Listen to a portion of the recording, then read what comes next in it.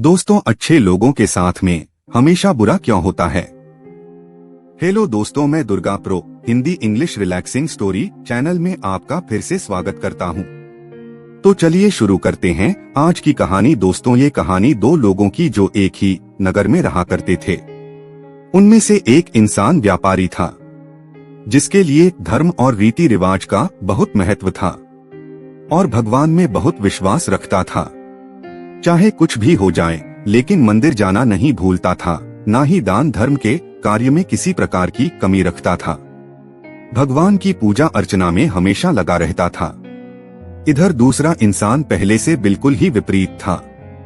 वह प्रतिदिन मंदिर तो जाया करता था, परंतु पूजा पाठ के उद्देश्य से नहीं, बल्कि मंदिर के बाहर से चप्पल और धन चुराने के लिए। उसे दान धर्म न्याय से बिल्कुल भी कुछ लेना देना नहीं था। इतना ही नहीं, वो मंदिर में से चोरी किया करता था। इसी तरह समय बीतता गया और एक दिन बारिश हो रही थी, जिसकी वजह से उस दिन नगर के मंदिर में पंडित जी के अलावा कोई नहीं था। जब दूसरे इंसान को ये पता चल तो उसके मन में ख्याल आया, अभी सही मौका है मंदिर का धन चुराने का, और वह बारिश में ही मंदिर पहुंच गया। मंदिर पहुंचकर उस व्यक्ति ने पंडित से नजर बचाते हुए मंदिर में से बहुत सारा धन और जेवरात चुरा लिए और वहां से निकल गया। उसी समय भगवान में विश्वास करने वाला व्यापारी भी मंदिर पहुंच गया भगवान के दर्शन करने के लिए। परंतु दुर्भाग्य से मंदिर का पुजारी व्यापारी को ही चोर समझ बैठा और शोर मचाने लगा।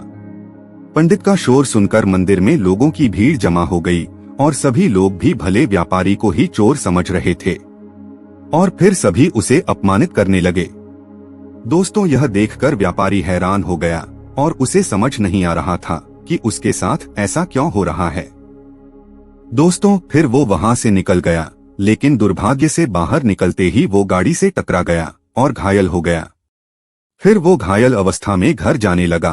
तभी रास्ते में उसकी मुलाकात उस दुष्ट व्यक्ति से हुई जिसमें मंदिर का धन चोरी किया था।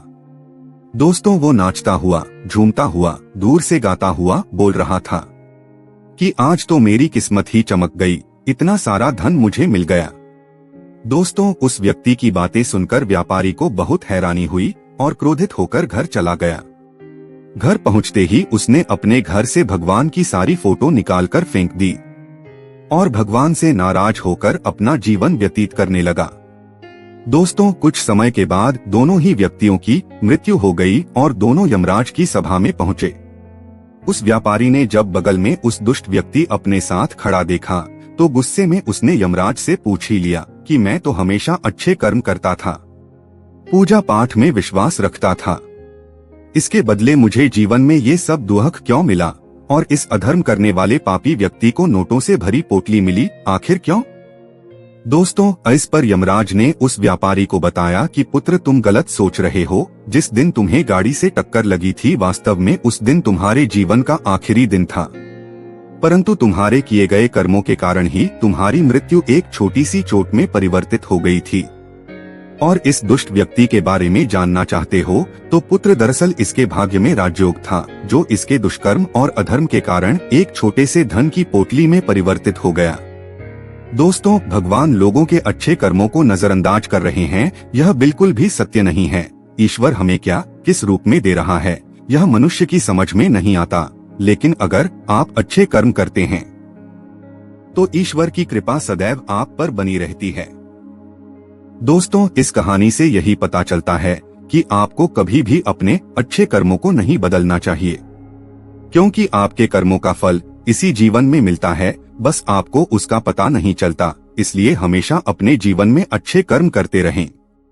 दोस्तों, वीडियो पसंद आए तो लाइक, शेयर और हमारे चैनल को सब्सक्राइब जरूर करें। अच्छा कहानी के लिए धन्यवाद दोस्तों, हमारे साथ बने रहने के लिए।